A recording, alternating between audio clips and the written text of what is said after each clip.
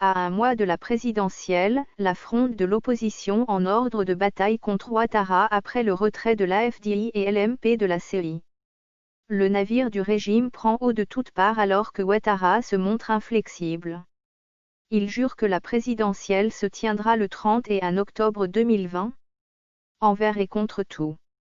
Pourtant, au milieu du branle-bas, les pièces du puzzle se mettent en place et le piège est en train de se refermer, subrepticement, sur le régime. La fronde de l'opposition en ordre de bataille est en marche.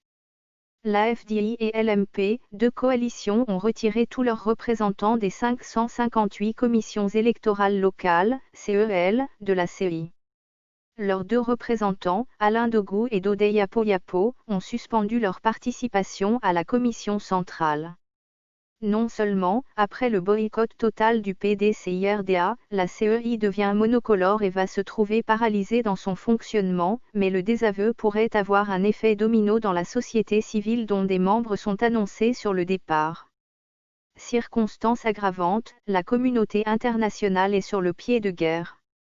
Ne sacrifiant pas au fétichisme des dates électorales, elle fait campagne pour une présidentielle inclusive, transparente, équitable et pacifique, à une date ultérieure, qui suppose une transition politique.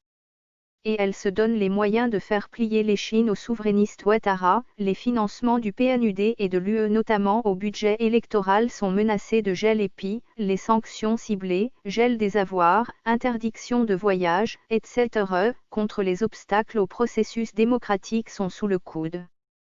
C'est ainsi la panique à bord malgré des apparences trompeuses.